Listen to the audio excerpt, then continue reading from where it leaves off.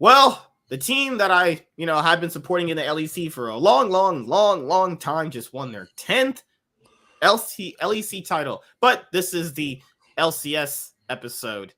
And yeah. Hey, go to guard is clap C9, not the other way around. Yeah, in advance, I kind of usually type these titles out before everything happens. And TL didn't recover. I mean, FlyQuest did clap 100 Cs, but that was obvious. And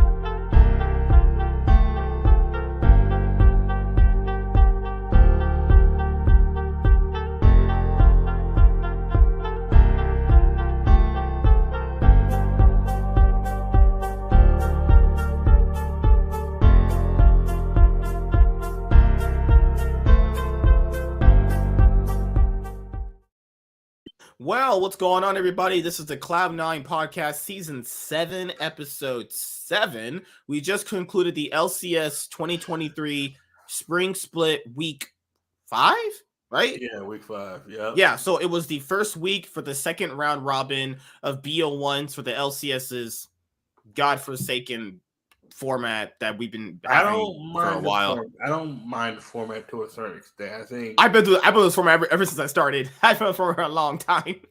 Oh shit! I'd imagine they're gonna change it next year, but I doubt they. I actually don't think they will. I think it should be 3 days. I think it should be 3 days. Like they did that before. They did that before. It cost too much money to run the studio just for the extra day of game. Actually, they did it back in 2021. They would have a day where it's shorter weeks though. It's less weeks. It would balance out. It was less weeks. It's 3 days, but you 3 days. So you do it what? Because when I did it, it was Saturday, Sunday, Monday. You played the extra game. You could do it Friday, Saturday, Sunday. Yeah, that's the thing is the cost of the studio. They want to keep the cost of the studio down. Actually, that's the problem. That's mean they're going longer. Instead of doing 6 weeks, you're doing 8. Yeah, right. It's the same cost. I know. It's like you could. This is Riot. This is the same people that said the casters couldn't even monetize their own Twitch streams when they were streaming in their free time. Okay? So people like Kobe couldn't even monetize their own Twitch streams, and even if they got Twitch subs, they couldn't even monetize it. This is why I would have a backup channel. This is why I would not work for a company like that if that was the case until they change that rule. Because why are you not allowed to make money on your own free time if you're not at your job as long as you're not doing anything illegal? Yeah, it's like what the fuck? No, that was actually a thing. I mean, it's something that you can go back. It's on .esports, and there's a bunch of articles about it. Right when Riot made the move to allow casters to monetize their Twitch streams or content, basically not when they're working on the broadcast. Dumb shit this company's done over the years. That's why people were like, wait a minute, they just now did that? Yeah, that was like 2018. They actually did that. It's been a while since they've done it, but just the initial idea of like, why is that even a rule? I don't know, guys. It's Riot. I mean, why is a lot of thing rules for them? I don't really know, But let me actually switch the title. What's up, Zach? What's up, K4 Polo? Let me switch up the title just a little bit, guys. Okay, I'm gonna have to sign into my second account because I'm on my main account right now because I'm trying to get my thumbnail ready for my YouTube video to put on my first channel, actually. Yeah, talk about a crazy day, man. Because I didn't go to my main locals. I went to my other locals because it was closer, right? They came in, missed the first round, but it didn't matter, right? I came in. I was gonna play Scareclaw, but then I was thinking, you know what? Let me just play this one deck that I've been testing a little longer because I was all right. Test the trap trick, right? Do round 2 because I would have came in first place if I would have got there round 1 because the guy who I would have played ended up getting second, but he was playing like Brandon. I was like, oh man, that was the easy deck. I'm playing trap trick, right? Yo, when we do the shit you buy, dude, oh my god, this is literally Solomon Gray and Shadol structure deck on crack. This is something you could literally buy $30 and go straight to low. You don't even need it. If you literally went to Target right now, like an hour before, and you've been testing it online beforehand, go to Target. Go, just is it a deck you're going to be playing for the rest of the format, or was it just for the day itself? It's right now for the day, but I might test it some more. It plays around the bureau. It doesn't even lose to Ash because the thing is about Trap Trick Sarah is like, oh, you can Ash it, and then it's like okay, I still got so many other ways to get 2 cards because I can just chain block because they got a new card that allows you, like, if you control a Trap Trick monster, you get the special summon and I can chain block it. It's freaking nuts. You got that. They got their own Shade Brigandine. That's me. You don't even need to play Shade Brigandine anymore. I mean, you still can play it at once, but it got its own. You discard a trap, but then you can set a trap off like Visculo. It's like so many other traps you can set it. And if you get Calaria on the field attached to it, you can literally just instead of it getting sent to the graveyard, you can just set it back to your field. It is nuts. Like, it's like Trap Trick, like, oh my god. And the thing about Trap Trick there, I didn't read it real carefully, but this is crazy thing it says. It says that ain't when a trap card is activated, it doesn't even gotta be yours. If you're playing against Outledge, or like, was it? I think it's a normal trap, or if a normal trap card is activated, you can special summon 1 trap trick, and I think it's a when effect. That's when the trap trick card is activated, you can just literally once per turn. You can special summon 1 trap trick monster from your hand, from your deck with a different name from cards you control. Dude, oh my god. This shit is nuts. This probably one of the nuttiest things I've. Oh shit! I just realized the sleeves in the box match. But yeah, all you gotta do is go there, get 3 structure decks, see if they got sleeves too. That's the main thing too. If you go to the store and you see like sleeves, pick those up easily. Yep.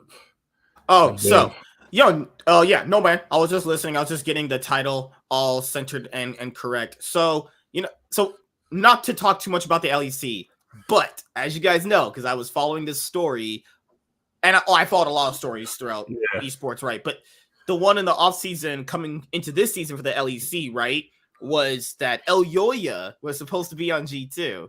The only reason why he wasn't on G2 was because Mad Lions actually botched his buyout. Some people say it was malicious because they didn't want to give him up to G2. Some people say they threw out that offer to G2 because they didn't think G2 would actually actually do it, and or they took too long to actually do it because they were also going back and forth with Fnatic, because as you know this too, remember, they didn't want to keep Razork after last year. They wanted to reunite Humanoid and El Yoya, who won 2 championships in 2021 together.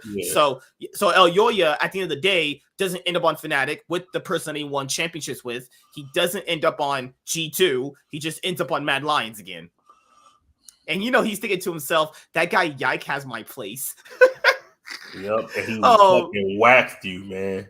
Oh, he was like, Matt, damn, I actually felt kind of bad for him. He's like, he realistically should be on G2. It really shouldn't be. El Yoya literally was their first choice, and they offered him. They were like, hey, this is how much money we're going to pay for him. Mad Lions are like, can we get more? G2 are like, no. And then they tried to get him with Fnatic. The deal all fell through with Fnatic. Good God. So that's how it happens. That's how it be, man. Man, so it's one of those things where dealings in esports, guys, are pretty darn crazy. I'll say that, actually, and pretty darn shady too. Well, looking back at some of the LCS games this week, I mean, there was some. What is there to even talk about? I mean, there's a lot to talk about, but I will say this: the added aspect of Latigris's shoutcasting, as we'll call it, is horrible. It's horrible. When she was so okay, guys, let me give you guys this story, right? I was sick. I was like pretty sick, right? So I was pretty much almost done with it literally yesterday on Saturday, but on Friday I was still fairly recovering, right? And then me and Chaz we're sitting there watching the 100 Thieves. We watched everything starting with the third game, right? Because I watched all 5. I watched the first 2.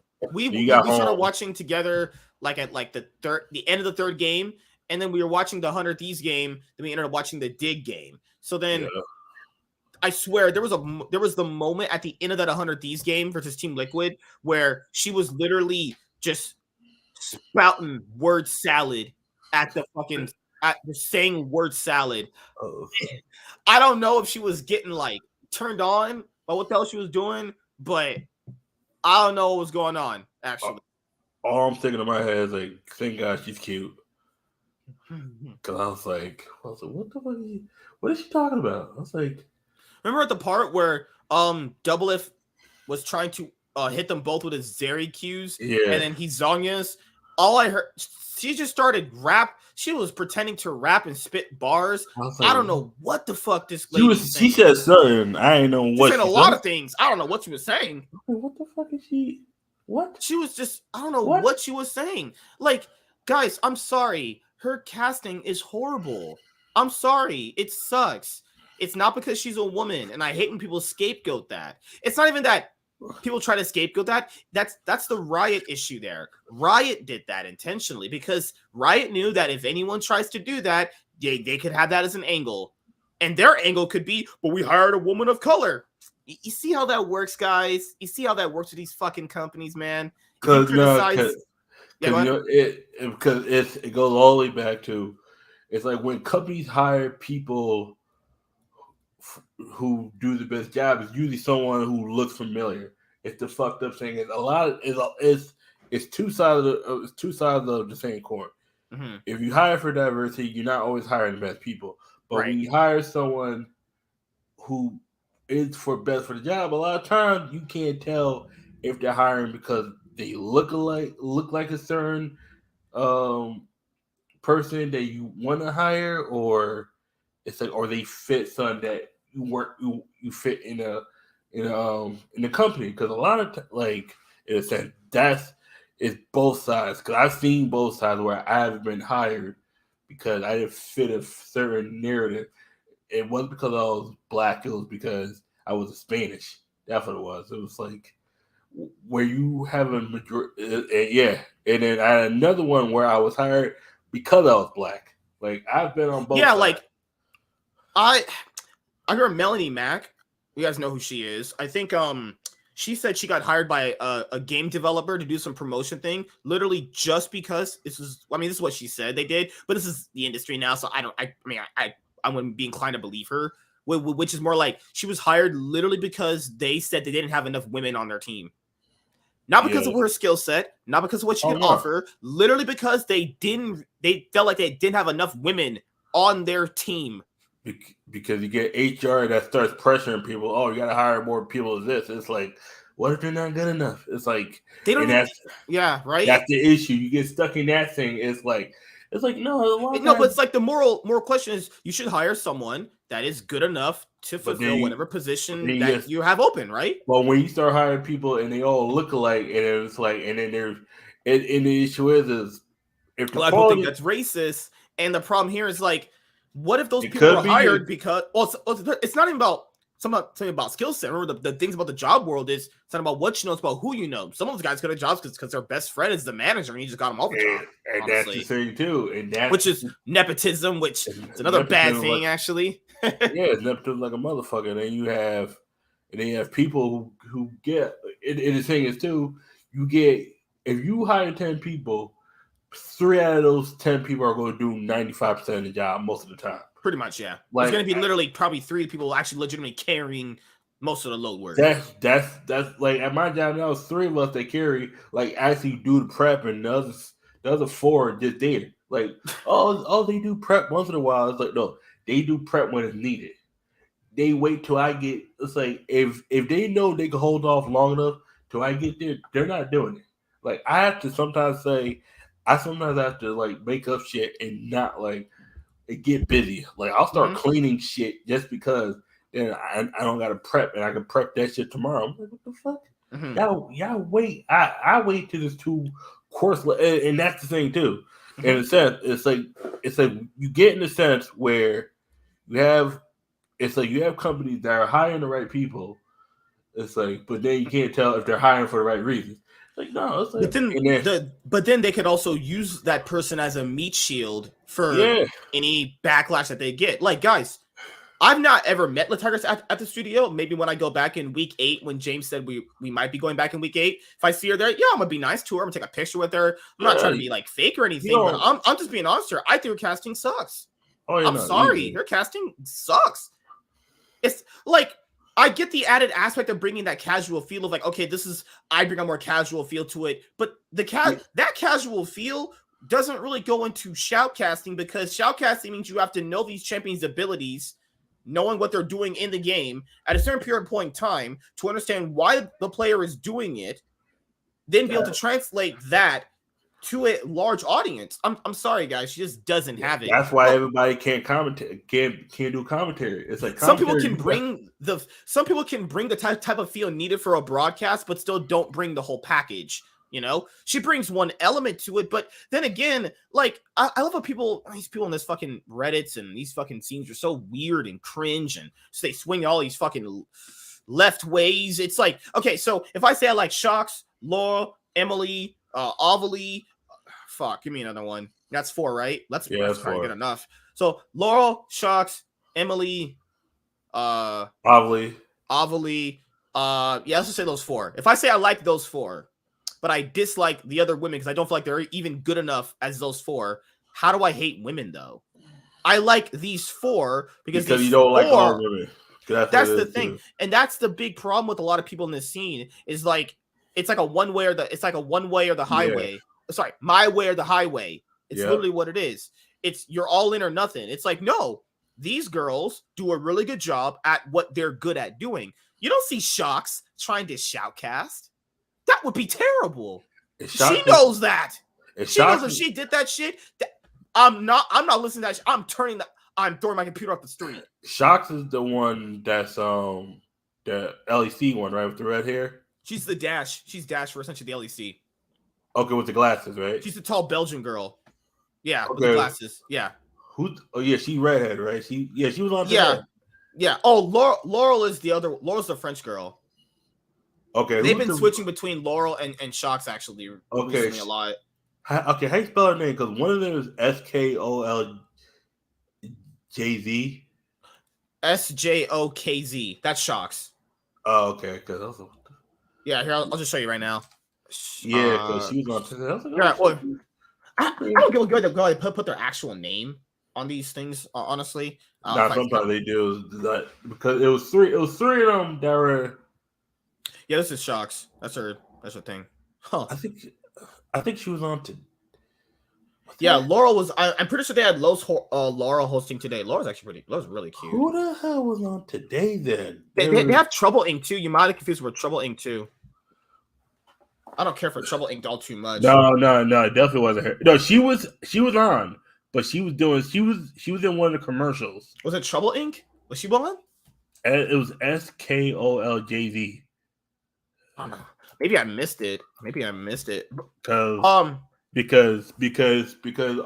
at my other local, I was like, oh, is it possible to turn on YouTube? Because he has his computer tested thing. I was able to watch YouTube while I was playing Yu-Gi-Oh! Because honestly, I'm not gonna lie, I was playing Cashier. I was playing against Cashier. I flipped literally floodgate chop hole, shut down a guy's whole deck. Let me go back to the rebroadcast right now. Let me see what you're talking about. But I think you guys see the point of what we're trying to bring up is if I say I like what these women bring, or what that girl on the LPL and the girl on the LPL color caster, that kitten girl.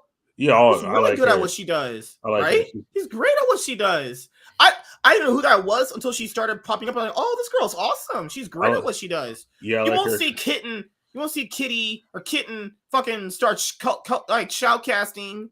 You know, I'm not saying women should be put in their place. I'm not saying that. I mean, most of them should. I'm not saying that. Shit, What I'm saying is, like, know where your strengths are. Some women, I imagine, can't be as good as Captain Flowers and Rafa and all those guys. I'm not saying there's no woman out there that can. But let's be honest here. She's not gonna be that good at it. And it's nonsense to pretend that she is good. I'm sorry. I don't know. I'm sorry, guys. She stinks at it. She sucks at it. I'm tempted to honestly just mute the stream. The only reason why I don't mute when she starts shoutcasting is because I've never did that before. I just never did that, and I don't find that respectful to just do that for her. It's just a kind of moral thing I do, you know? I've never once ever muted one of these live streams. I mute about 95%. It's not because of her, because a lot of times I'm doing other stuff. Well, sometimes I mute before the dig games plays because I don't care what they draft because it doesn't matter because they're losing anyway. Except for that one game, Jesus Christ! Could you imagine if Laura put her nice tongue in Shox's butt? You're stupid. Damn. God. That's some Frenchness right there. Oh goodness. Okay, so what's the best way of even recapping this week? And yes, I'm not talking about Immortals again, guys. I will not talk about Immortals for the foreseeable future because I just don't care. I watch their games out of Immortals, so pity now at this point. They're in the league. I watch their games. I straight up don't give a shit about them at all. Yeah, they play just league. Dog shit. They play league. Revenge and Kenvi attempt to be League of Legends players. Ablaze Olive continues to run it down. What's crazy about Ablaze Olive is he had guys, I wasn't kidding last year. He had a good 2022. Like, he looked good last year. I wouldn't say like top 4 material, but he looked good last year. Looked pretty competent. And this year on Immortals, he just looks lost. What's their bot? Full Ass. He's trash. Tactical. Like, I love how people are straight up like championing for Spawn to get removed off Dig, but like Full Ass could just like run it down every single game and nobody says anything because that's how much people care about Immortals, is that a player like that is basically just Spawn, but for just another team in the support position, completely sprint every game since week 1. He's not had one good game. He plays Ashe like he's on crack. He plays Nautilus like he's fucking brain dead. Just runs it down every game, but nobody cares because it's Immortals. I don't even care if Dig are 1-10. The fact that Dig actually beat EG, I would put Dig above Immortals. Immortals is dog shit. Okay, guys. The only reason why I had them swap before was because Immortals in like a few games did show they had some early game. Like it was so inconsistent, but I was like, at least there's something there. No, Dig has shown that they've had some early games that are their bot lane is complete. They have early games, but they don't know what they're doing in these early games. But I can respect they at least try. Sometimes it's never consistent at all. Mostly ever, not every week. It's mostly like one game every 5 weeks, but we take those, I guess. Yeah, their bot lane is complete trash. God. Immortals are just pure shit. I'm sorry. This like tactical. What do you even say? I mean, it's just this whole team is just dog shit. I mean, if they change the whole roster out after they don't make playoffs, this split, which they're not, because there's no way they will. This whole roster, Kenvi definitely would be getting swapped out because he's never been that academy prospect that people have said that he was going to be on stage. It's never happened yet. You know why I knew that wasn't going to happen?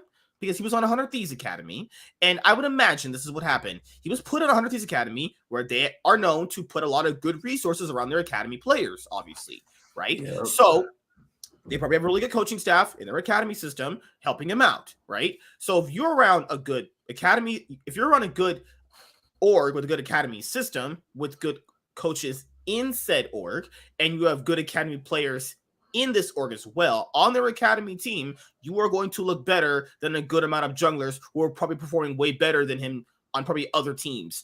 But that's how you can tell he was getting carried. It wasn't him making all those decisions.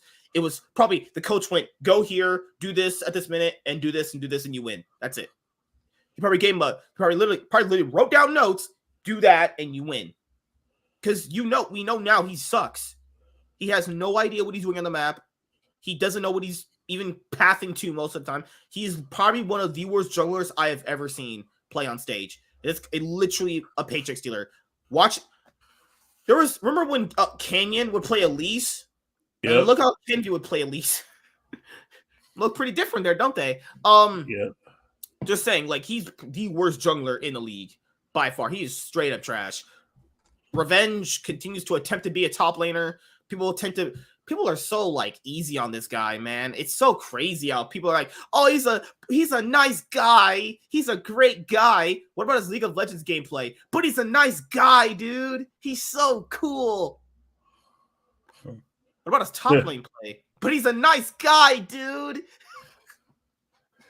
Yeah, every time people keep saying that and then they'll give you an answer after, like it's like when they try to sell you on a girl, oh, but she's very nice how she looked.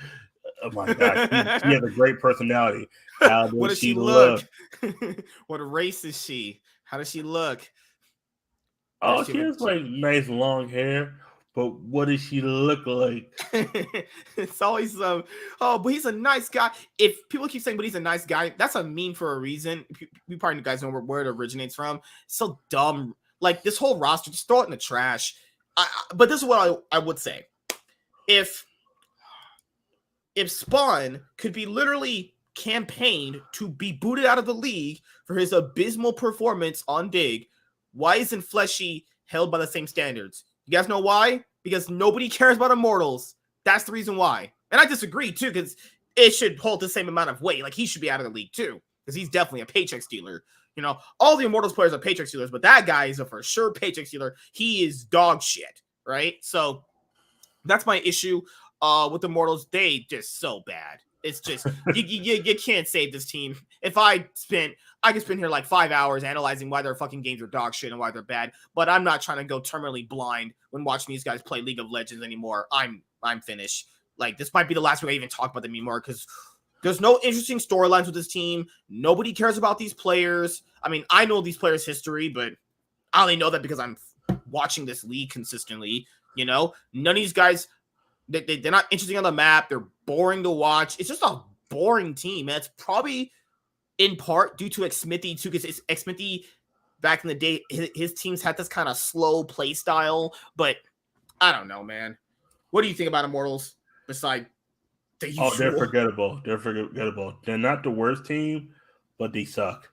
Like, they're because like when I look at a team like that, I'm like, okay, they know how to play, but when you look deeper into it, you're like, why are they not good? And then you watch the game and you realize why they're not good. So this week coming up, Immortals faces Dig. If Dig beats them, they are literally the worst team. And then we have playoffs too. Because they'll both have 2 wins. If Dig beat IMT will be officially out of playoffs because they'll be 2-10. Yep. If you have 10 losses on your record, that automatically means you won't be getting to playoffs. To get into playoffs, most of the time, usually, you would have to have at least a 9-9 record. Dig and Toss cannot reach playoffs either. They're already out. And, I mean, the castles on Desert probably be like, there's a chance for them to make it. Realistically, there isn't. If playoffs in the spring are top 6, I would say 9-9 is probably where you need to be at. Right now. Because currently right now, Immortals has the longest loss streak in the LCS. They are on a 6-game losing streak. Yep. 6-game losing streak. This has started. So if we analyze a 6-week loss streak, that means they haven't won a game since what? Week 3. Mm-hmm. And they haven't won games consistently, like, at all. They won, I think, one of their first games against let me go back and see.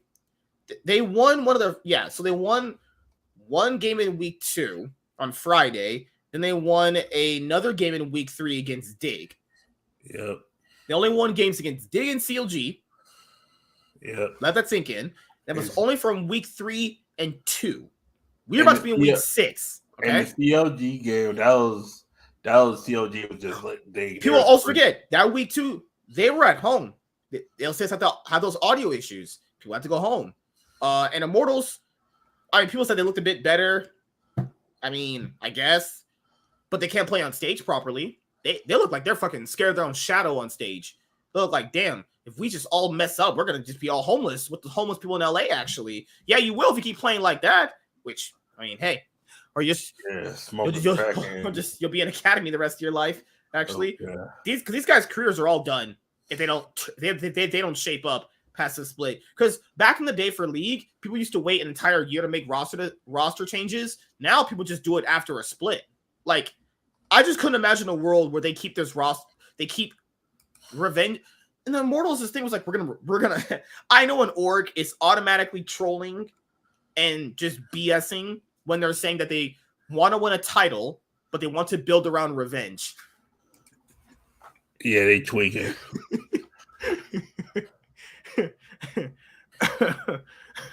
That's just so troll. Yeah. Oh my god. All right. So let's go over our esport content entertainment match of the week. And you guys know which one it was. It was FlyQuest versus 100 Thieves.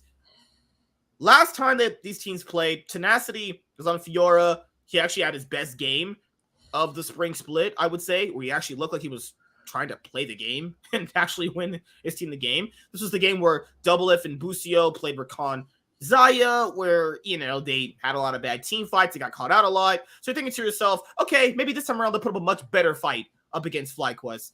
Did they? I don't know. No. I think last time they had a better chance at winning if they had played their comp out a bit better. Because this time around, this was a game where, okay, this is the game that people get locked into. Oh, there was a lot of kills. They had more kills. It's like, but they never had a goal lead at all in this game, actually. This was the game where Closer goes to mid level 4 on the Wukong.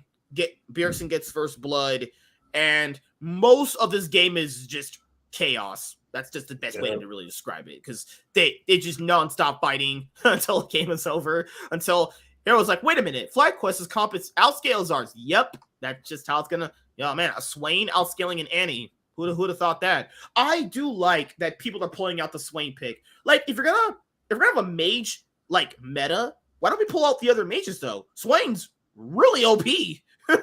Swain, that's a disgusting champion. You guys ever played Swain? That's one of my favorite. That's one of my favorite mage champions. That guy's disgusting.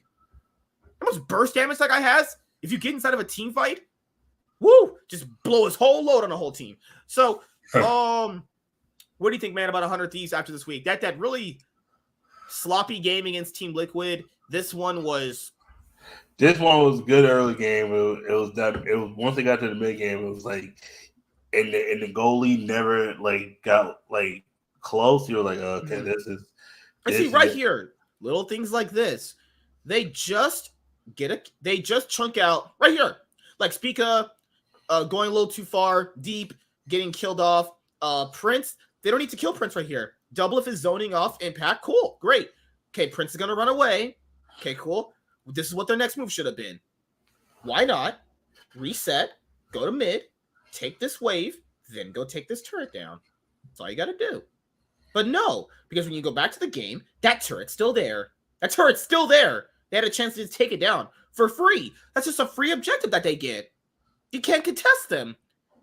With a Zaya, an Annie, and a Lux. No, it's not Lux. A Lulu, actually. Yep.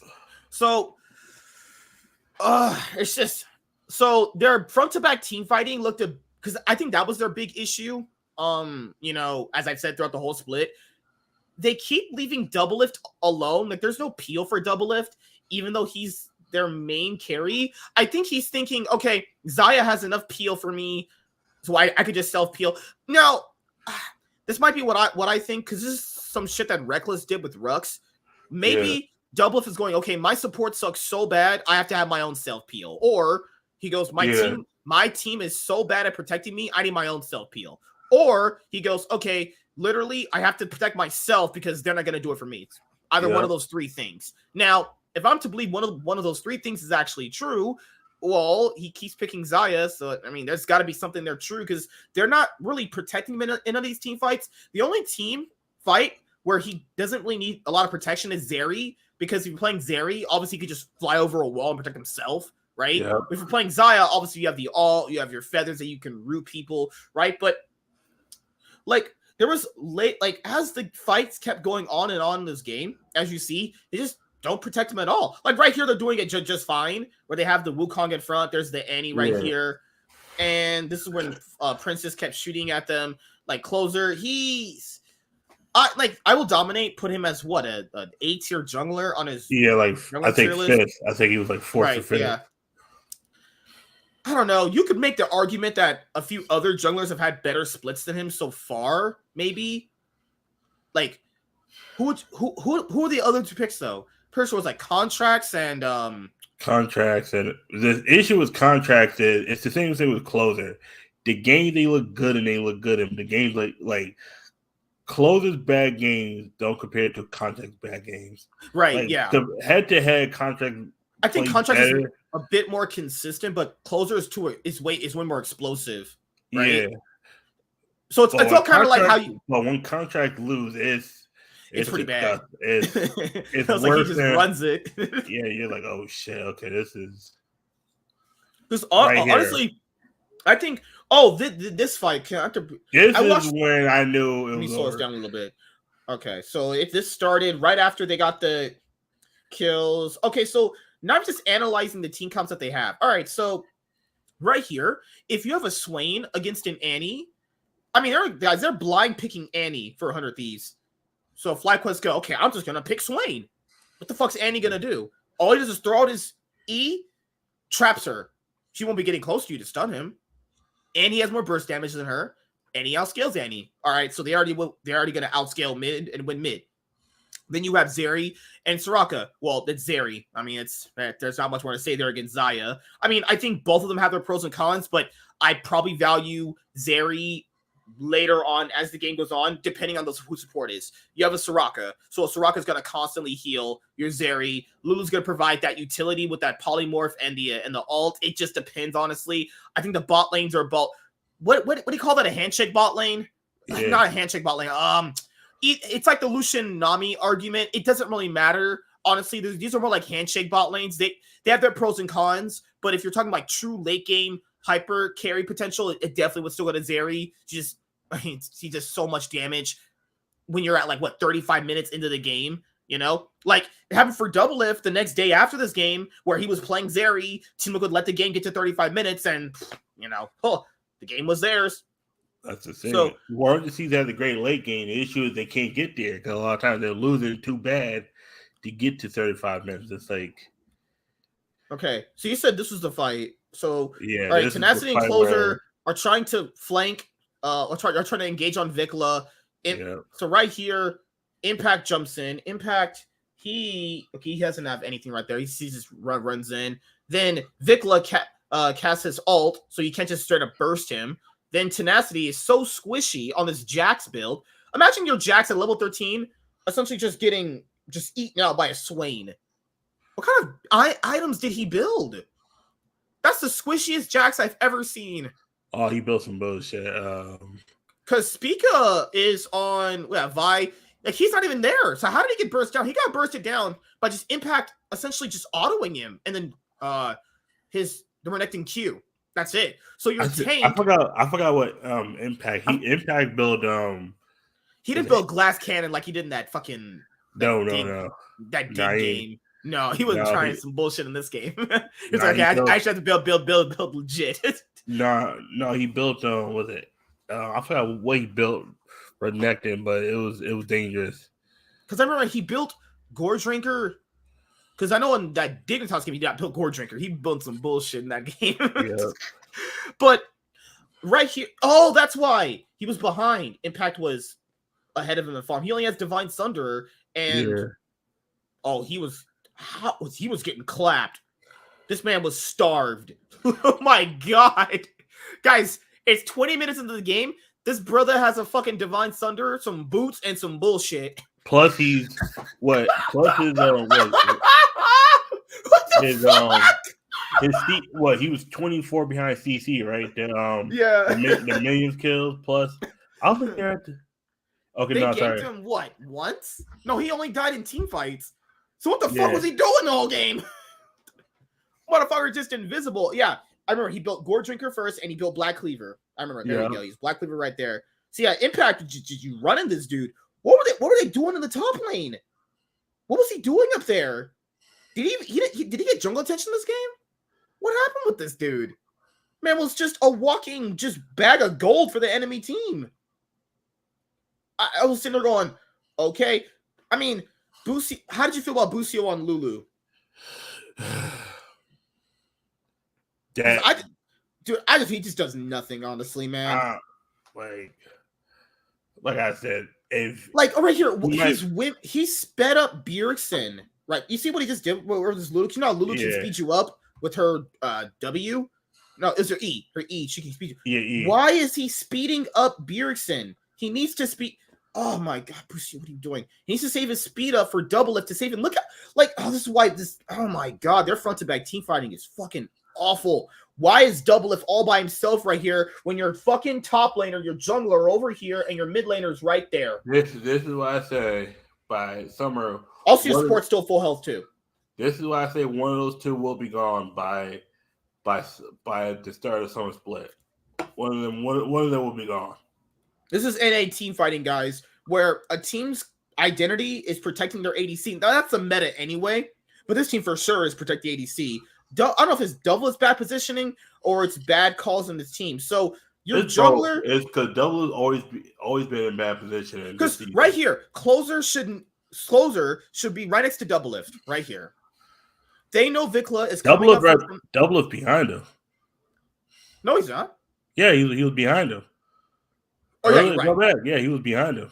Yeah, okay, so double lift should be right here. I don't know why double lift chose to walk up forward when they know Vikla and Prince are right here because they have wards up there to see them, right? So Prince was on the other side. It was Vikla.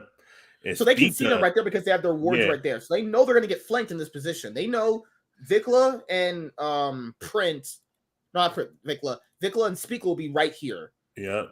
So then Ayla and Prince are right here. Impact right here. Yeah. Oh, this is so good from FlyQuest's angle. So double lift should be nowhere near this bush because they'll just collapse on him. They know Vi will just assault and what's her alt? Assault and battery. Yeah. Will just fly in and kill him. Or if it's like Yu-Gi-Oh, right? So if I activate Raigeki, you have no negate. Okay, all your board's gone. Yeah. If you have a negate, you have to use it. Speaker knows. 100 Thieves knows that Double Lift has only one Get a Joe free card, and that's his alt, which is just used right there. And that should be something that they should need to protect. But the issue here is, why is Bjergsen and Busio just watching him fight? Like, look at this. How troll is this? They're sitting there watching him just getting ass fucked. No, like, people, look. They're full health. What am I looking at? What is this? They're like, oh, dude, man, you're doing so much damage, dude. Oh, yeah, good job, bro. Because they built the squishiest team this fucking Bjergsen game. just throws out his any alt on the tank. You see how squishy that whole team was? Bjergsen just literally threw his any alt against a Renekton. Oh, my Lord. Go right. Make it stop. Good, make it stop. Make it please stop. And I just only wonder who Busio used his alt on. Should have used it on the Xayah that you probably need to protect. No, he probably used it on fucking Closer or some shit. Like, what are you doing? Like, what is Closer and Tenacity doing? They know they can't fight those two because Prince would just one-shot them. Tenacity knows that too. Tenacity's like, okay, guys, I'll just hold off Zeri. Brother, you ain't got no health. I'm dead, dude. Oh, I can't look at this, guys. I'm sorry. It's agony to look at. This is dog shit to look at. I'm sorry. It's so bad, man. Like, just, and then your mid laner and your support with all the CC and all the stuns are just watching their AD carry just getting destroyed. He's putting out that much damage. Make it stop, please. I'm gonna go blind. Chaz, help me, please. I can't do this anymore. I don't know, man. I can't watch this league. Guys, I'm not joking. This is horrible to look at. We're analyzing these teams. Don't worry, this C9 game's gonna be even worse. Don't worry. Fuck. The good thing is they did someone fixed it in the Team Liquid game. Barely. They're lucky Team Liquid is so bad. That's why I said they were so lucky Team Liquid is so bad. I just fucking literally anything. Closing out games because imagine your 4-0 Stylus not being able to lock down on a Zeri with no escapes except for E that has to get into a wall. He grabbed the wrong ult, apparently. Motherfucker grabbed we were watching that live. They motherfucker grabbed what did he grab actually? What did he grab? He grabbed the Victor ult. I was boy. Yeah. These okay, so let's go to that game. Was it Victor or was it was he supposed to grab Victor ult and he grabbed no, he grabbed the you're right. I think he grabbed the wrong one. I forgot which ult he grabbed. He grabbed the wrong one for sure. But I forgot which one he grabbed. So 100 Thieves and Team Liquid, these are two teams that are gonna be fighting each other for that 6th place spot, probably. Like I said before, I'm still standing by the 100 Thieves will end up having that 6th place spot or that 5th place spot. Now the Golden Guardians have started to play spoiler too. Team Liquid is done. I think they're going to get 7th place actually. I think the teams for playoffs are going to be FlyQuest, Evil Geniuses, Cloud9, Golden Guardians, 100 Thieves, and CLG or TSM. I think TSM is scaling up. I think CLG actually. To me, I think TSM and CLG are going. I think TSM have a higher ceiling, but I think CLG are a bit more consistent at their style. I'm not saying CLG are good. They're consistent at being like weird because if they get you in awkward positions, they know how to play it out like really well. CLG knows how to compete with the good teams, but they lose to the bad teams. That is true. Yeah. Because think about it, they damn near almost lost to Dig and they lost to IMT when they had a lead on IMT. Like I don't know what CLG is. If CLG gets, they look pretty good this week. I would say like they clapped. They clapped this week, but this thing is like I need to see that consistently though. It's not that I don't. We gotta see it against the bad teams because you should be beating like if you lose to IMT again. Like please! And you get into the playoffs, you get a clap by whoever faces you. I mean, let's be honest. They're not winning. They're not winning the playoffs. Let's be honest here. I mean, they're lucky to probably be in the playoffs in general because this split's been wonky as fuck. I think the teams IMT and Dig for sure are not making the playoffs. Yeah, that for sure is that they're finished. I think Team Liquid will end up 9th, 10th. They'll finish between 7th or 8th.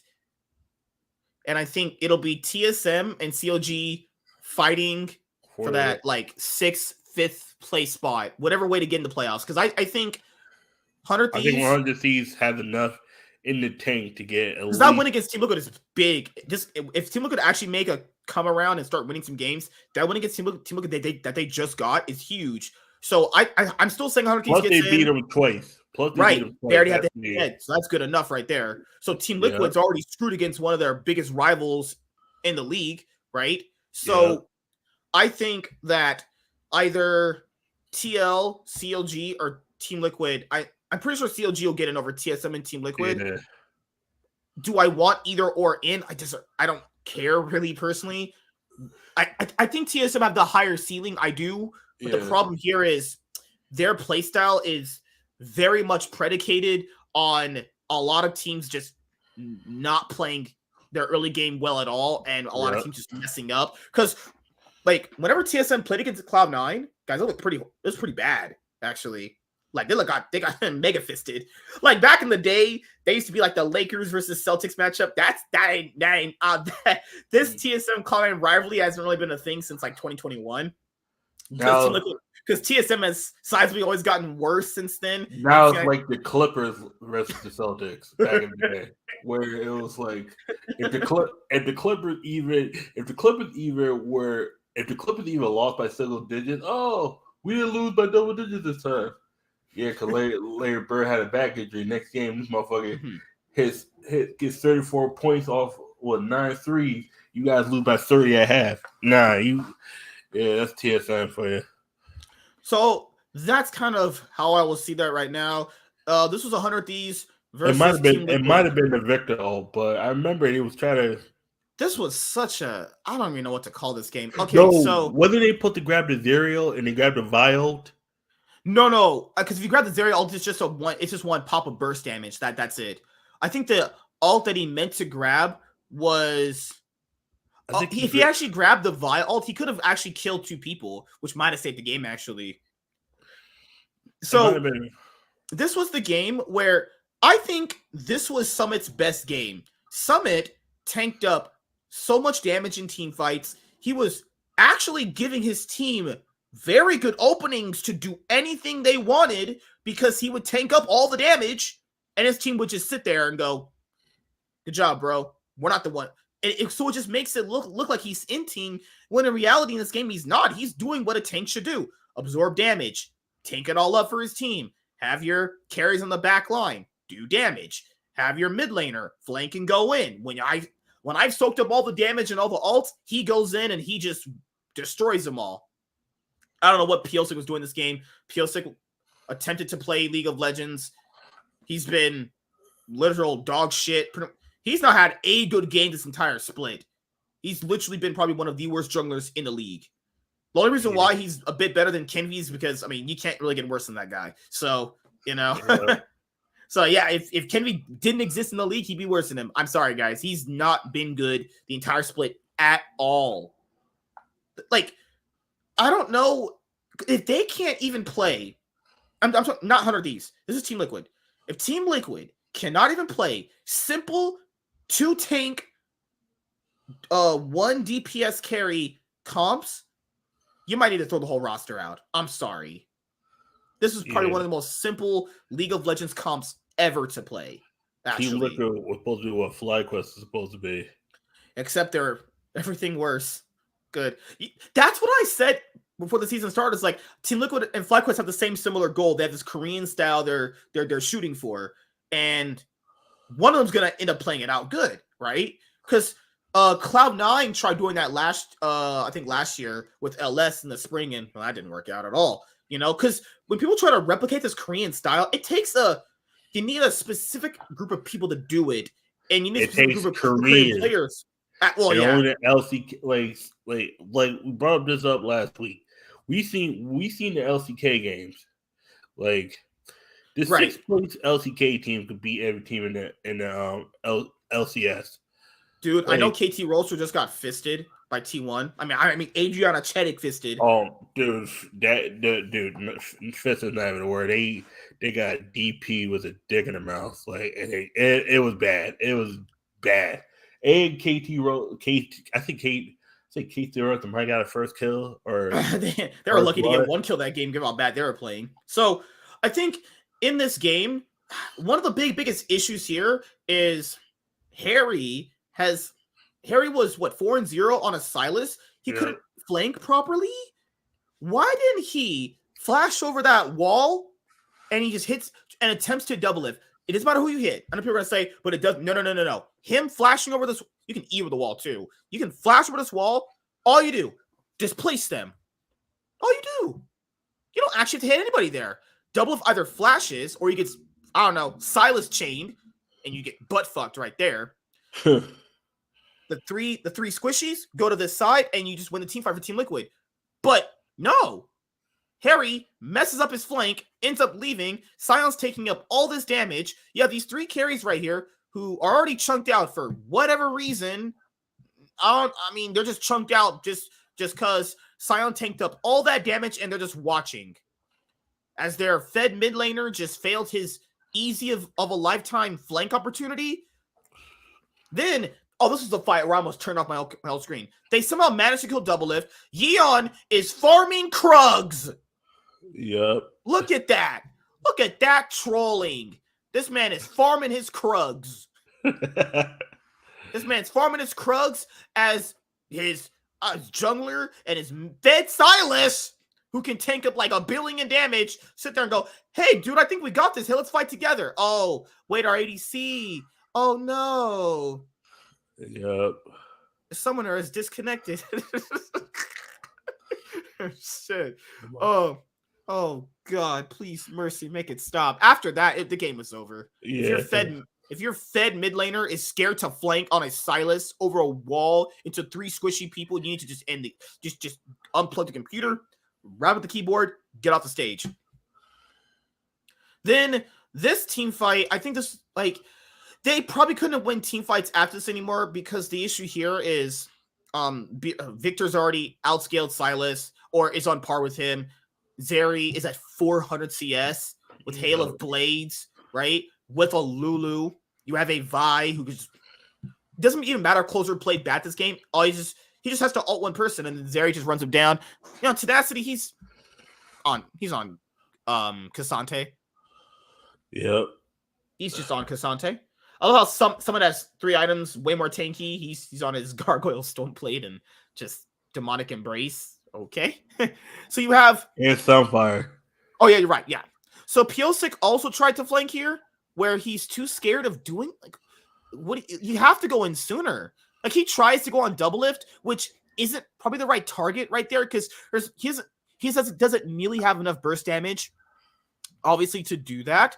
So it's just going to end up just with him dead. And he had no damage anyway because of the build that he went for. So this is all bad. 100 Thieves, they managed to, crawl the game back. Team Liquid's had a lot of games like that this week where...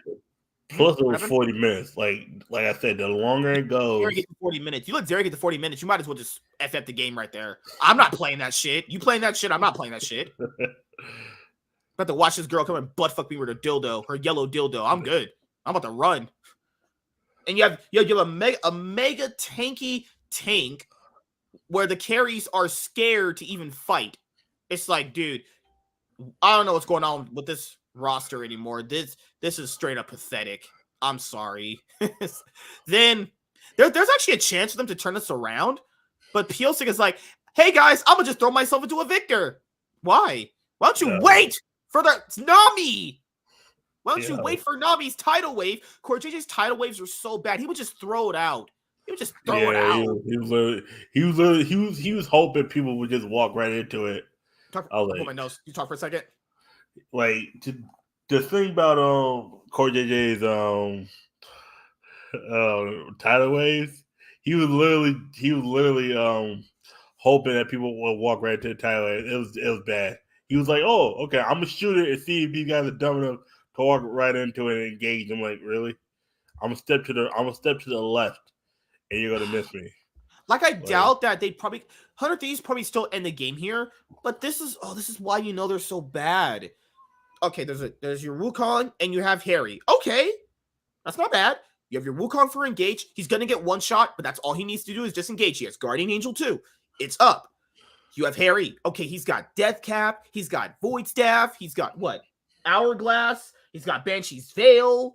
This man's strong. Why not wait for your Nami that's up right now? Why not wait for Nami? Why did Harry not, I don't know, fucking wait for his support to provide him with more health, to provide with a Nami tidal wave, with a bubble that could CC 3 of them? It's just, this team has done this all league. If this team misses playoffs, I'm not surprised at all, honestly. So we know that Immortals and Dig are missing playoffs. Yeah. Well, who's going to be the other 2 teams that miss playoffs too? There's only going to be 4 teams that miss playoffs, actually. And it looks like Team Liquid is going to be one of them. I'm sorry. I'm not that hopeful in 100 Thieves, but I do think they're better than Team Liquid. And that was definitely shown. Plus, they got the tiebreaker over there. That's mean. If these teams both end 99, Team Liquid screwed. If both of these teams end 99, and I doubt Team Liquid ends 99 because they still got to play FlyQuest, Cena. No, okay. Who have they played so far? For who? Team Liquid, because they so far this second half split they played 100 seasons. Who's the team that? Oh, you talking about Team Liquid's next matches? Okay. No. So far, who have? Okay, who was the first game? Thursday. First game Thursday was 100 Thieves versus FlyQuest. No, I'm talking about for Team Liquid.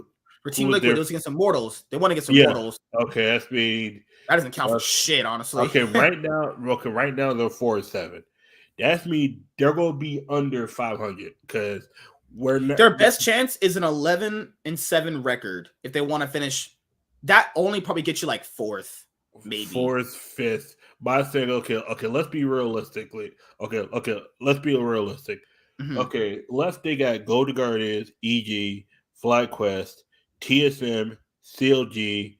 Who's the other two teams? Okay, I'll show you right here.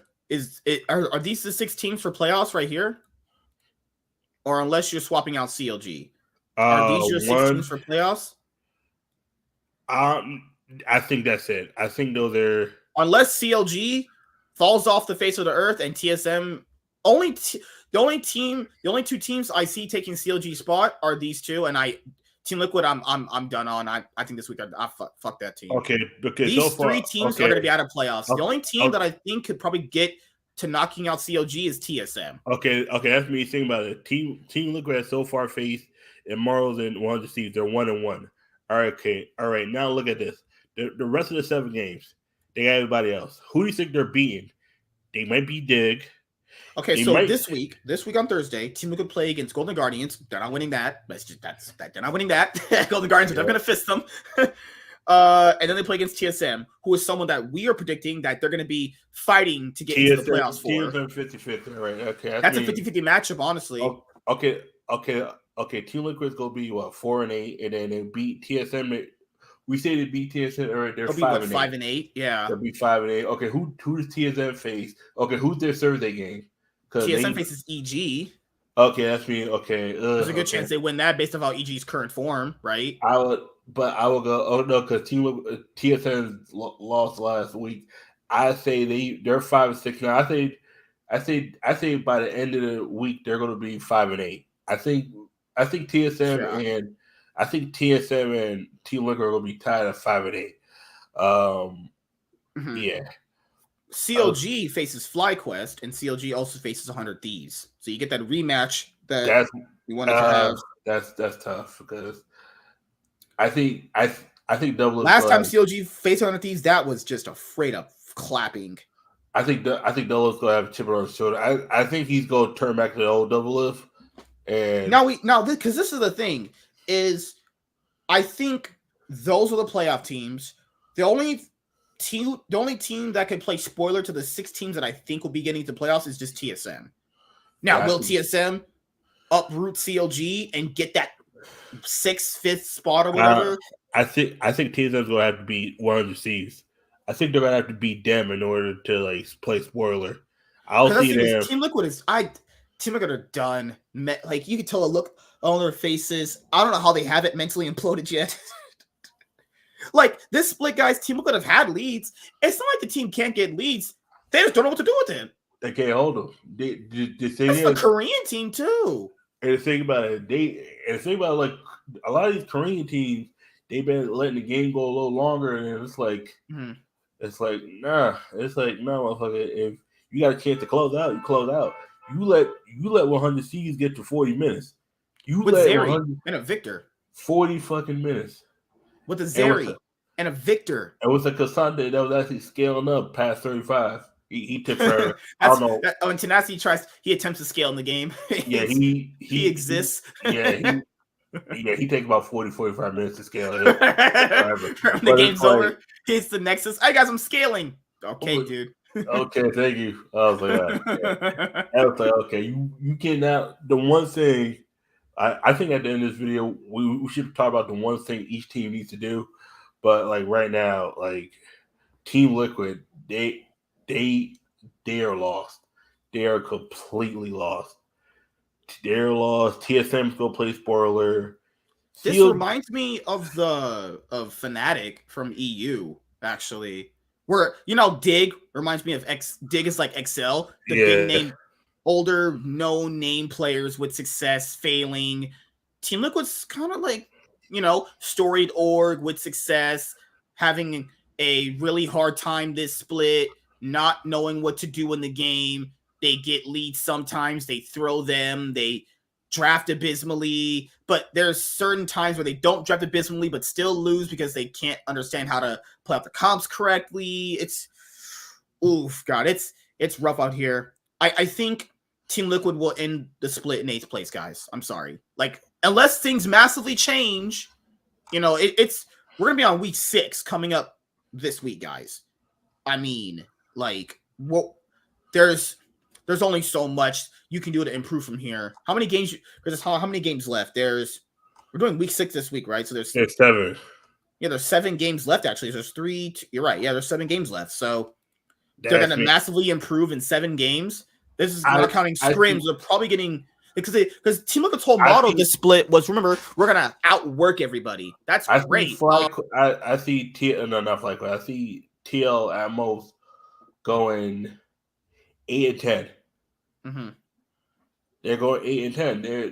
They're like, that's at most they're going. I can see them beating TSM. I see them beating Immortals, and I see them beating Dig. No, wait a second.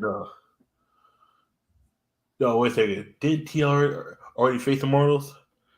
TL? Yeah, they'll have to face Immortals again, probably in the Super Week, actually. Okay, that's me. I think. There's a lot of games in the Super Week. TL face. I mean, that's a little bit of ways to look at. No, they already played Immortals twice already. Oh, shit. Okay, that's me. They already have that head-to-head. Yeah, because remember, they played Immortals this week, remember? Oh, shit. Okay, these motherfuckers go. Oh, you're talking about if they... I see what you're saying. You're talking about their strength of schedule. Yeah. Okay. No. Schedule. I didn't realize that they play. I forgot that they played. They played. Like, if you're talking about easy games where they can get a free win in. Okay, not a free win, but they got a good chance. You're talking about that win that'll give them their confidence back. Yeah. I don't know. It's going to be against TSM or CLG. Those are one of those 2 teams. They're going to have to beat them. Because I don't think it gets easier for them. So their next 4 games are against Golden Guardians. They're not beating Golden Guardians. That's a wash. TSM tough. Game's a toss-up. Okay? And in week 7, they face FlyQuest in the opening game. If they lose that, they're just demoralized. Then they get stomped in that game. And they play against Cloud9 day 2. It's like, this team's strength of schedule does not get any easier. They have a Dignitas game in week 8. They have one of them. They got Dignitas, CLG, and EG in that final week. Yeah. So they have one. I can see them going 2-1 that week. But if they win that Dig game, that might give them that tight. The problem, they won't even get a tiebreaker because they lost to 100 Thieves twice. But I'm not gonna lie. I think by the Super Week they might be already out. I think you know what? Why I said it's between TSM and Team Liquid. Remember, TSM already beat Team Liquid back in week 1. They did. Remember? Yeah, they did. So if Team Liquid want a shot at making playoffs, they actually need to beat TSM in this week, because that means they'll be 1-1. So if there's a need for a tiebreaker or any other tiebreakers between CLG, TSM, and them, they need to keep that record 1-1 between all of them, right? Yeah. They don't have it for 100 Thieves anymore. That's already that's wrapped up. Yeah. So what they need to do is they cannot drop games to TSM, CLG, or that's it. They cannot drop games to those teams. If they drop games to those orgs, they're finished. We want to have tiebreakers at all. That's the crazy part about it. Yeah, and they face CLG in week 8, and they play, because I just don't see a world where they make playoffs. Actually, I think they're just washed. They're just done. Split's over for them. Yeah, I see it. I don't see it for them. I think they finish in 8th place. I'm sorry. I think TSM have shown more. I mean, I don't.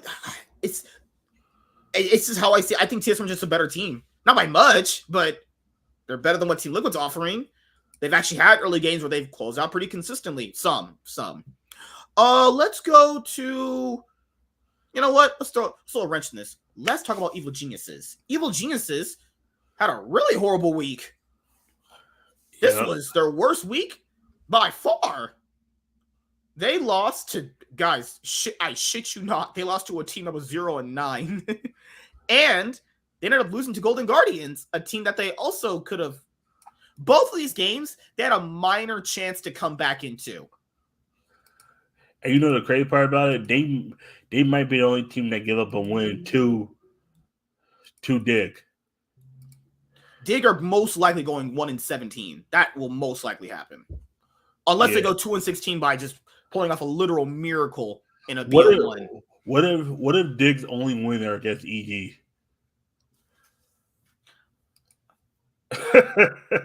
You start sweating. What's that meme with that one guy who's sweating? He's trying to pick that button. Yeah, he's like, lose to Dig twice or lose to Fly Clutch twice. It's like, which one's worse? Ain't nothing wrong losing to someone that's supposed to beat you, but when you lose to someone that you're supposed to beat, yeah. So my thing with Evil Geniuses is, fuck. Was it that? I don't even know what to say, honestly. They just got completely rammed in these games. Like, minus the comeback that they tried to make in these two games, they completely just lost in the early game. It was mostly on the back of Golden Guardians and Dig throwing than it was them actually playing good. Now, do I think this is a good team? Do I think that they're going to miss playoffs? Yes and no. Right? Yep. So my issue with Evil Geniuses is always going to be about that consistency factor. Is there's some weeks where it looks really great from them. Like you see the highest highs out of this team look pretty good. But when it's like not when they're not all on the same page in some games, it can look really bad from them. Like I don't think some days had the best split, if I'm being honest. I think this has been one of his worst splits in a while. Yeah. In that it was like 2021 year he had. I think that was his worst year, but this has not been a good split from him either, honestly. I still think Inspired is fine. I think he's playing good. Jojo Pion's not had a really good split at all, honestly. No, he's had a few good games here and there, but it's so few far in between.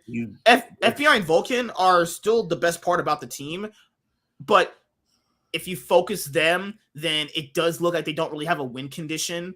Inspire knows the bot lane is the win condition, so we pass there effectively. But Jojo Pion should be a stable enough mid laner at this point now to hold his own and get leads on his own. I just don't know what's going on with him in this split. Maybe he's just scaling. They do that thing. I'm scaling up with the season. I don't know what he's doing actually, But that's my issue with EG right now. It's just finding that consistency level. Is okay. You're gonna find that consistency level. Where are you doing it in your mid to late game, or are you doing it to your early game? Because I think their biggest strength is their early game, and I think that is where they really actually should be focusing on. All right. Let me do it. No, sorry. Let me do it with fucking, Abella Danger, if I'm lucky. Who do we not talk about so far? Oh, okay. We'll wrap this up by talking about some of the other teams quickly. Guys, I do think TSM will be missing playoffs. Maybe CLG will miss playoffs too. One of them is going to miss. I think TSM is going to miss. I think they're going to play spoiler, but I think they're going to play spoiler in a way where a team like, say, EG is going to supposed to be in second place, they're going to be fourth. Because TSM got pretty rammed this week too. Same with EG. Like CLG completely just ripped them apart. C9, I mean, that was a game. They ripped them apart too. I mean, after Lou to go to Guardian, C9 was on. They're like, okay, maybe you need to get our shit together. Yeah, after freaking Blabber was running it down, like a motherfucker. Yeah. It was like, all right, cool. Oh, TSM, yeah, clap. That's TSM. They like, I think Neo's having a pretty awful split so far. Like the splits that he played well in, people forget that Aframu was his support, and Aframu pretty much, and you could probably tell through his gameplay, most likely gave him all the directions to how to play better. I just want to imagine that, right? So without Aframu, this guy just looks kind of lost, honestly. I don't think Chime has really had a good standout split at all, honestly. I don't think he's really done anything realistically. I think Maple's had some pretty good games, but it's pretty much just the Maple Buki show. Like, if Buki doesn't really gank for top or gank for mid, this team doesn't really do anything. They're not really that proactive in the early game. Their drafting's kind of all over the place. Their map awareness is all really bad. Their objective, their objective planning, where you can see where they're trying to go to on certain places of the map, is bad at certain points in time. It's just not really hitting. I don't know what this team needs. I mean, this is going to be the team. This is the team I expected them to be. Yeah, that 7th, 8th place thing anyway. You Yeah. know, they have like okay players, but I think it's just going to be a below average team. And this is what you get when you get players like that. You get below average results. If you shoot for below average, if you get below average players, you will get below average results, because that's what the players are. All right, let's go to Cloud9 actually. So yeah, so Cloud9 ended up announcing that they were going to swap out Diplex for a Menace.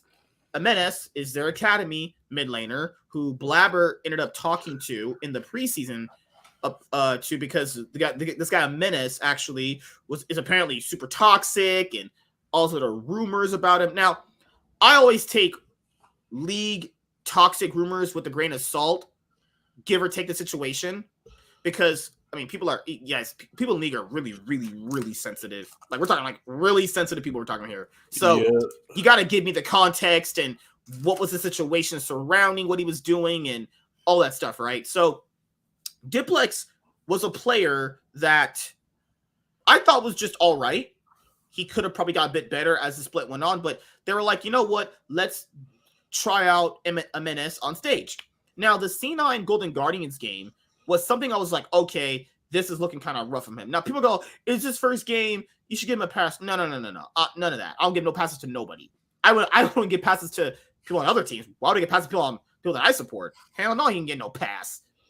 I'm sorry. He doesn't get no pass. The reason why he doesn't get a pass, because he was the hyped up mid laner the players wanted to bring up, you know? Because who would actually advocate for a change? It'd be the players, right? The players would advocate for the change. Now, a Menace's selling point was that he got 26 kills in Academy. 26 kills in an Academy.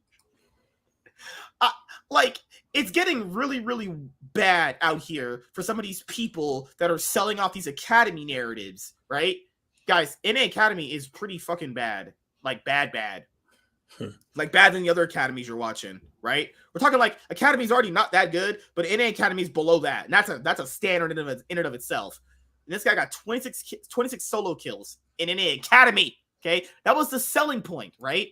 But they probably thought he did. So I'd imagine that they tried him out in scrims. Maybe it worked out very well. You could tell. I will say this about him. You can tell in his first game he looked nervous. Understandable. It's his first game on stage. He's going to look nervous. Great. This drafting from C9 was not that good in my opinion, right? So Victor and Tassalas is extremely bad. Amenas is not even known to play Victor well, and they gave him Victor in his first game against a Silas, his biggest counter. This is what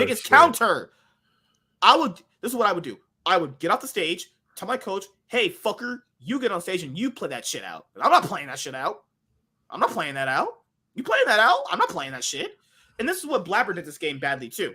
Blabber knew that River was pathing directly to bot. River went to bot 3 times in like the last, 10 minutes right here. Before that, River went to bot to put pressure down ever since like minute 2, right? So Blabber gets nothing done on the map. River invested like 8 minutes worth of just going to bot and getting nothing for it, but Blabber got nothing back for it. So people would say, what should Blabber do if River's putting that much pressure down bot? Think of it like chess, guys. Your player moves in one spot, I move another. So if Blabber knows that River is going to bot and putting that much pressure bot, he needs to either 1A counter jungle him, or I don't know, gank top, or get Rift Herald, or he ganks for a menace. That's kind of what he needs to do. If the enemy jungler is pressuring one side of the map, then you as a jungler need to pressure another side of the map and get that lane ahead. But no, Blabber was not even ahead in CS either, which is okay. So imagine this, guys. Blabber is not even ahead of the guy that kind of just wasted 8 minutes on the map doing nothing. Just keep that in mind, please. That's how bad this game was from him. He wasted 8 minutes doing literally nothing, and then later on guys, holy shit. River literally did nothing for 8 minutes, finished, and now is ahead of Blabber with a black cleaver. Blabber doesn't have his first item done. Look at this. You can't make this shit up, people. And people said it was a Menace's fault. I'll get to him in just a moment here. So, I want you guys to keep this in mind.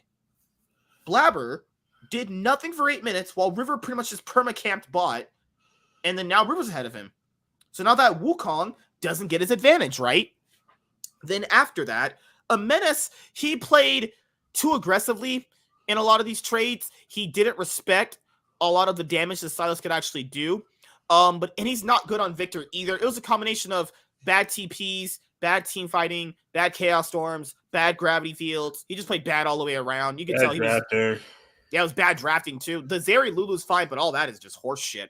I don't know why they gave Fudge their carry top laner Gragas. They got something at the LCK like, oh, we could no.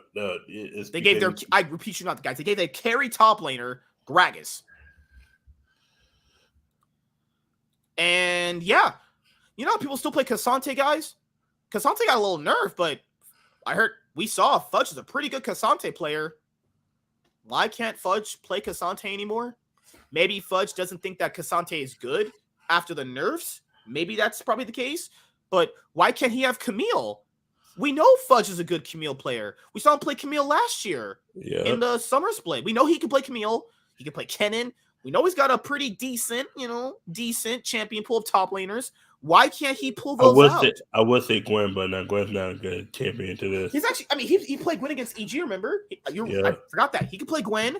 Why is he not allowed to play Gwen in this game? You know? Like, I mean, I'll say this too. Gory and Vikla are the best mid laners right now in the LCS by far, I think. I would say so. So that's my issue with this game against Golden Guardians for Cloud9 is Blabber ran it down really hard. Jimenez, first game, on a champion he's not comfortable on. Bad ult. Look at what he did right there. You saw what he did right there? Yep. Okay, so you know if Victor does his gravity field. Look where he placed his gravity field. He threw it right here as who he is right here, knowing they're gonna come to him right there. Why doesn't he place his gravity field? You can place your gravity field on top of yourself. You can tell this man was just nervous as fuck. He played. Man was struggling out here in this game. But he did play better in his LeBlanc game. You want to know why, guys? Because LeBlanc is one of his best champions, actually. And he knows how to play LeBlanc very, very well if you watch the Academy games. So, what do you think, man? I don't know. There's not much more I can really say about this game. I think Golden Guards got lucky with this game. I think they got lucky because they were the first team. That's just a reverse situation of what happened to them in week 1, too. Yeah. Yeah, it was crazy how this is their new mid. They beat C9 with their new mid. C9 beat them with their stand-in mid week 1. Poetic, I guess. I don't know. That's how that works. Menace was just here for whatever reason he was. I don't know. Golden Guards got lucky. I think Golden Guards got lucky in this game. This is one of those games where, like, if it was Diplex, I think they might have won. And I look at it, I'm like, okay, yeah, they're Cloud9 doing everything they should, but they're just not winning anything. And then I'm like, okay. And then, like, when I finally think about it, I was like, why is Cloud9? Like, Cloud9's weakest link is their mid laner, no matter what. If you want to look at it, their weakest link will always be their mid laner until they get that correct.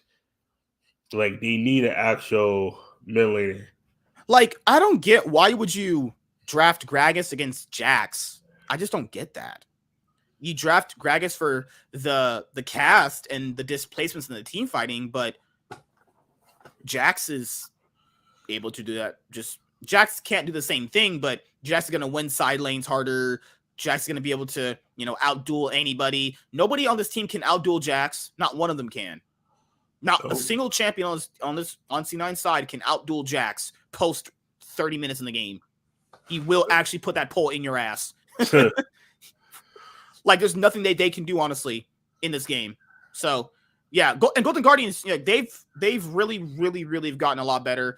Minus Licorice. Licorice is just getting carried by all these guys. Let's be honest here. Yeah, Licorice is literally getting carried. If the fact that I said that Stixay is carrying somebody in 2023 is ridiculous. Yeah, Stixay is no longer the worst player on the team. That's crazy. It's like, do I think Stixay is like an A tier, B tier ADC? No. I still think it's mostly based around the meta that it's in. when it switches to a meta where it's going to be more mid-focus, probably more jungle topside focus, I don't think it'll be as strong or as important, actually. But, you know. Plus, you got Huhei. I keep saying Huhei keep just like, like not coddling him. It's like, I don't know who he told this guy. What did he tell this guy to make him actually start playing? Attempting to play League of Legends again. You know what it is? He says, "Oh, you did good, but this is what you messed up on." He doesn't give that clear validation that what most these younger guys want. They don't want to be told what they messed up on. They just want to be told, what you're good on. You know what I'm saying? And just work from there. It's like, sorry if you guys hear something outside. That person's car is still on for no reason. Yep. So yeah, Golden Guardians are now one of the hottest teams in the LCS. What, a 7-win streak for them? Yeah, that's crazy. That's insane. Gory, River, best mid jungle duo in the LCS right now. I think the combination of all three of it. I think it's Huhi, Gory, and River, because you look at a lot of their games where they're doing like mid jungle stuff. Huhi's roaming up first. Yep. On Nami, right? I think Huhi's found his mojo again. At one point, Hui was a top 4 support in the LCS at one point, and it's nice to see players like him who had a pretty down year last year kind of make a little bit of a comeback. It's nice to see this stuff. Now, can Golden Guardians keep this up for the rest of the split? I don't know. Honestly, who are they facing this week? Actually, what do you think, man? I think they're definitely gonna lose at least 2 more games. I think they beat one of their toughest competitions. I think the only team that's going to beat them is FlyQuest. I think they face FlyQuest this week. I'm not sure. Is it FlyQuest this week or next week? Because now, guys, in the standings, C9 is only just ahead of EG and Golden Guardians by 1 game, actually. CLG's behind Golden Guardians by 1 game as well. 100 Thieves is behind CLG by 1 game. The standings are really close right now, actually. Yep. And Golden Guardians, who they got this week? Golden Guardians face Team Liquid, Win, Team Liquid. And Immortals. That's another 2-0 week. Oh, nope. Jesus. Oh, God. Yeah, that's Golden Guardians 9-game win streak. These motherfuckers don't miss. These motherfuckers. Okay. What's the week after that? For week, what is it, 7? Yeah. 100 Thieves and TSM. This team might actually be on an 11-game win streak. They might go 11-0. I could see one. That would be disgusting. They might actually, in the split, if they play their cards right, 14-4. That would be their best record in a split I see them ever. I see them going 13-5. I think FlyQuest is just slightly better than them. But to me, they have a FlyQuest game in their Super Week. Yeah. So I can see this team's going to be on an 11-game win streak because potentially I think 100 Seeds is going to be the game that could catch up slipping. Because think about it, week 3 was that week where everything. Yeah. Which week did FlyQuest lose? Was it the Super Week or was it the week before? It was the Super Week, right? FlyQuest. What happened? FlyQuest lost. FlyQuest lost in the Super Week. Yeah. Okay, that's been Golden Guardians had FlyQuest, CLG, and EG in the Super Week. Right. Yeah.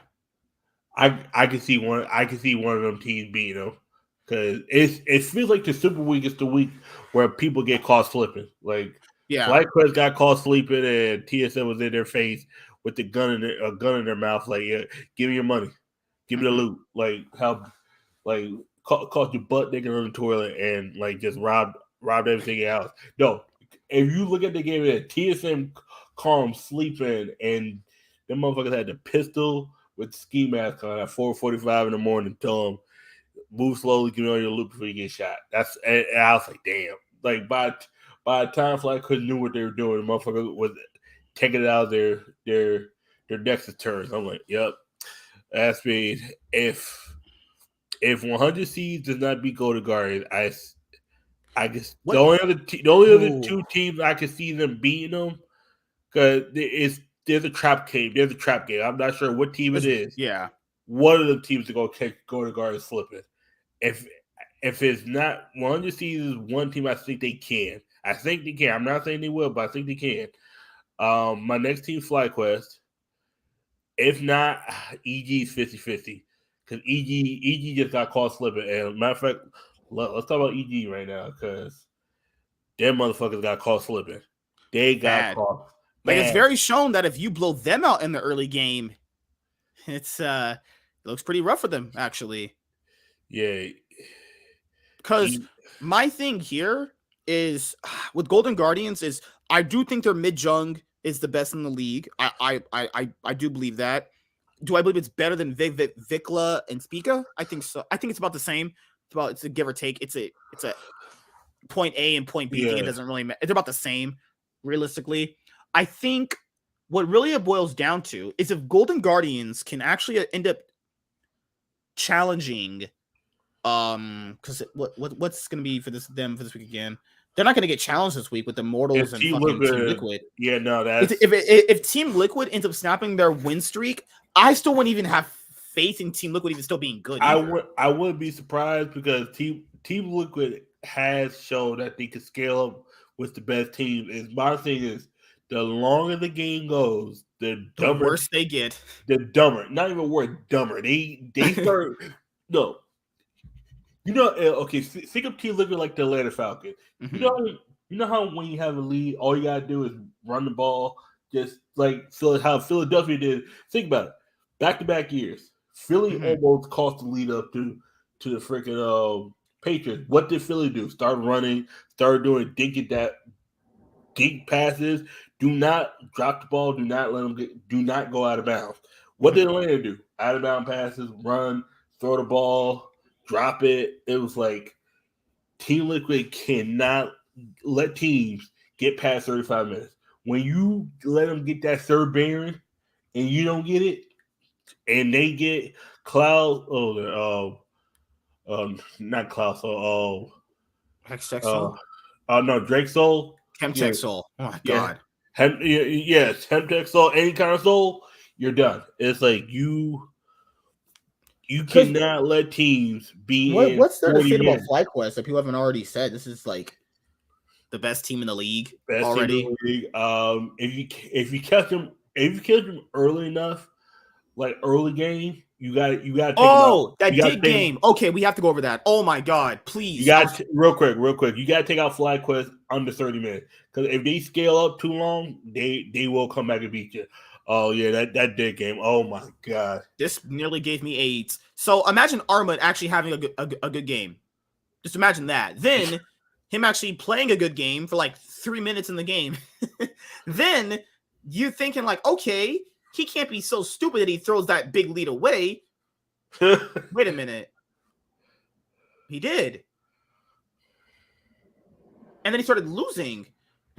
You don't say. So let me hear. This game's already over. And Latigris was basically spitting bars of garbage.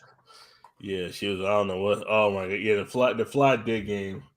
Like the EG dig game was bad because EG this just was never had so a bad, game. Guys. Oh my god. All right, so Armut actually had his best start to a game in like probably his life because it's Armut. We can't expect a lot from this guy. So this is what ends up happening. Armut gets the highlights don't show this, but if you watch the full VOD, Armut actually singles out Impact and solos him down so low that Impact almost can't even trade with him. Then Santorin ends up trying to invade early, gets caught by Spica. Spica fists him. He blows his flash. He ends up dying later on. Armut is like, I have no mana, and I'm level 1, and I want to help my jungler who's dead against a level 2 Amumu and a Renekton with a stun. And he just throws away his lead. And then gives the person that he was beating 2 kills over. Yeah. Then Jensen is like, I don't know why he roamed here. Then they had Jensen roam up here to try and salvage the play, but there's nothing you can do to win this. Santorin already ruined the game.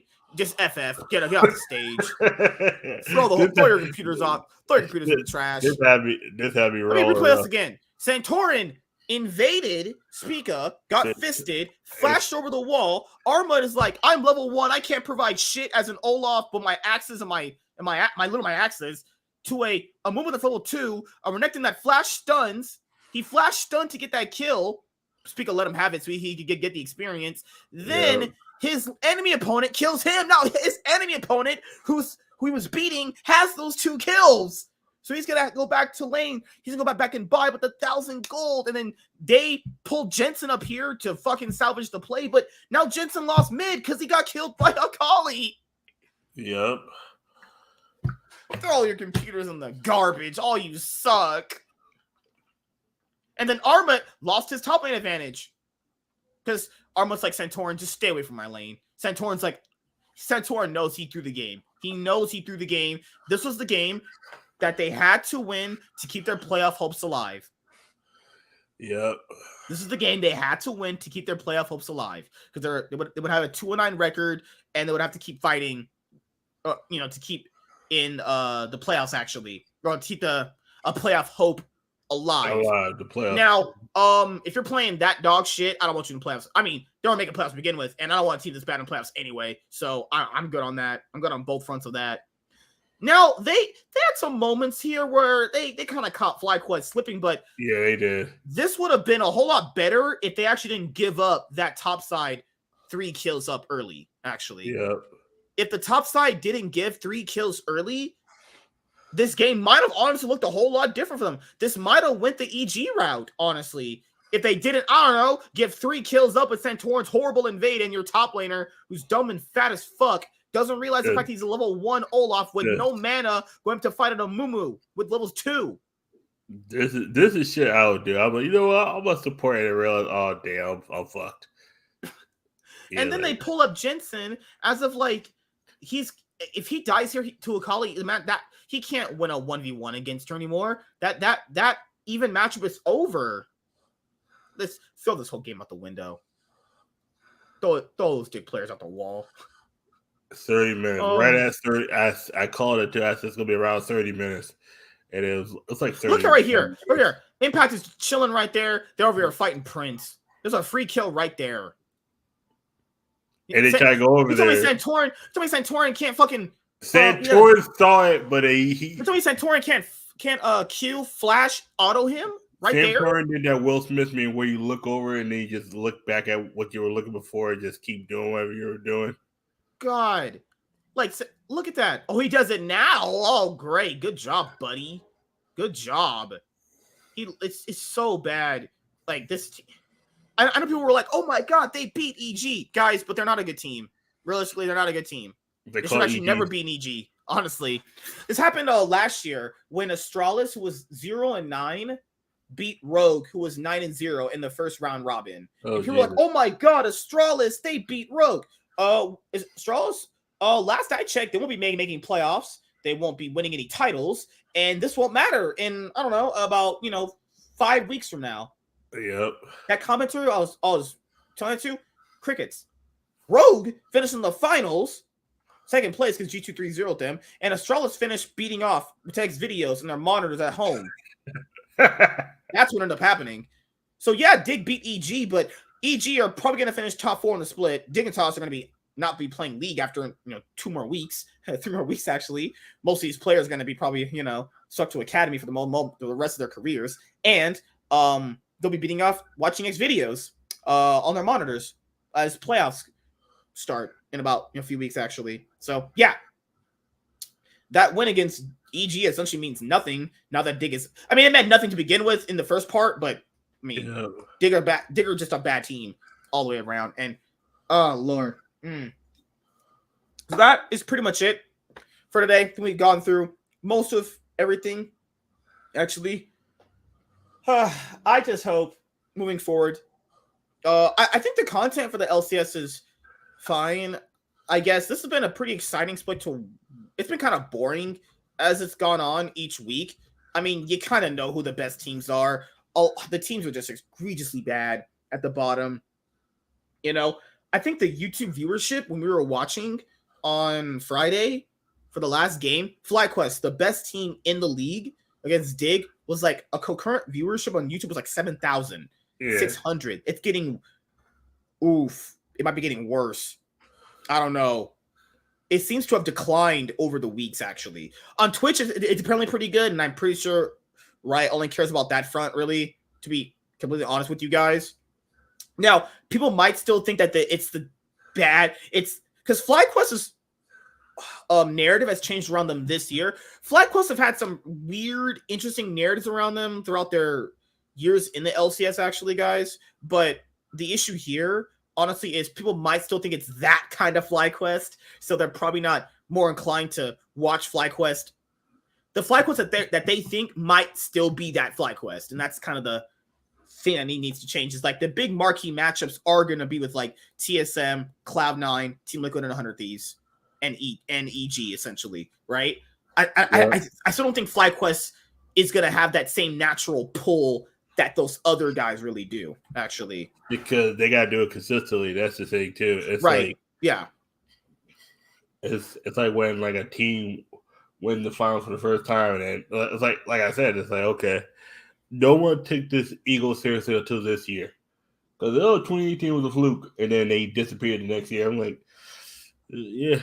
Plus, after you find out all that shit about the Patriots, but it's like, yeah, trust me. If FlyQuest would have to win both splits in order for people to start taking them seriously. But their best year was 2020, where they made back-to-back finals. They got 3-0 by Cloud9 in spring, which was going to happen because Cloud9 were the best team, and they were just monsters.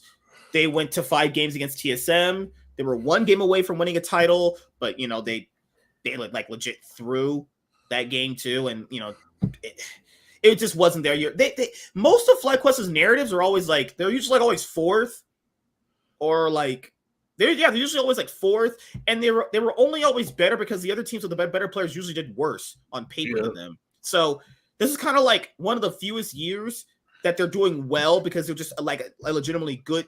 There's a good team surrounding the org too, actually, and I think that this is the best split right now if they want to win. Guys, I don't think Cloud9's going to win the split. I don't think so. But, maybe in playoffs they turn it around and maybe they stop FlyQuest. I don't know how's going. As long as their mid laner is... If a Menace is as good as they think because they wanted to bring him up, maybe. Because, remember, this was supposed to be a Menace's trial week this week. So Cloud9 will have to announce if they're still going to keep playing with the Menace or they're going to bring back Diplex. Maybe the relationship is Diplex might be mad at Cloud9 and the players for swapping him out, because that does happen, as Chad said, that does happen. Where you swap about one guy and then the other guy gets a little angry at it. A little tilted. Now it's kind of like I will play better, but if he gets the offer from another team, he's gone. Like I've seen players where they get an offer sheet from another team, they bring it back to the other team. They're like, match it or I'm out. And the other team. I will say this though: that TSM Cloud9 game, Blabber played Rengar and he looked pretty good. Oh no, that was a good game. That was a good game right there. Where remember he stole that camp and then he took. That's what you do. He stole that camp. He transitioned that camp. I'm gonna get this camp. Then I'm gonna get that camp. Then I'm gonna gank. Then I'm gonna do this. Then I'm gonna do that. That's what you do. On Wukong, he just looked lost. He just was like, I don't know what the fuck I'm doing. On Rengar, he was like, okay, I got to do something because Rengar is not a champion. You just plus also he was trying to help Meta not lose his fucking lane in 5 minutes. That whole game, like I said, Golden Guard just got. I felt like Golden Guard got lucky that game. That was just circumstance. Also, it is kind of a strategy when a team puts in a new player. Oh, let's just pick on the new guy. Let's just gank him repeatedly. Yeah, like I said, I think Golden Guard is good, but I don't think they're as good as we're making them. I think there's certain games they got lucky. There are certain games you go look back at some of those games. They're like, they like. I think with Golden Guard's biggest weakness, real quick, like FlyQuest's big weakness is their early game. Golden Guard's weakness is their top lane. Mm-hmm. I could see Golden Guardians making a top lane change in summer if they, because I know they said they want to have a deep run in playoffs. I mean, we'll see how that goes. Because remember, guys, translating BO1 success in the playoffs is very, very different. And I think if the playoffs don't go very well for Golden Guardians as we get closer and closer and closer to it, I think they'll definitely swap out Licorice for someone else. Yeah. If it gets that bad. But all right, guys, I'll be working. I have some news videos that I'm going to be doing for you guys coming up soon. All 3 are based around Fnatic, actually. So, yeah, you'll have those news videos, actually. What are you doing, man, before we close out of here, actually? I got some videos I'm finishing. Market watches. Probably do a deck profile on how I built a Trap Trick deck and all that. Like, I literally just took the best cards out and just put that together. But yeah. Cloud9, they have to figure out what they want to do at a mid lane because that's their biggest weakness right now. EG is just they got to figure out how what their play style is. Wanted to see they got to figure out someone's got to go. That's for one to see. That's obvious. CLG needs to learn how to beat the weak teams as good as they beat the good teams. TSM just don't suck. Just it's like prep every team the way you prep for FlyQuest. Team Liquid, Core JJ needs to retire. He needs to become coach. He can't play anymore. There's a disconnect. Some people are gonna be like, "Oh, this is not as meta," but the meta changed. You can play. I mean, no, I don't think the LCS is on the patch where the engaged supports got their buffs. Remember, all these major regions are all on different patches. Like when the meta shifts over, 13, because I know LCK lost 13.1B. Right? Yeah. Isn't LCS on 13.4? Yeah, they're on the patch where it's still the Enchanter meta. So that's what they do. You get the different patch when the playoffs hit. So that's my thing too. Is like the patch right now is still on Enchanters, and I don't know, would a lot of these supports be better on engaged supports either?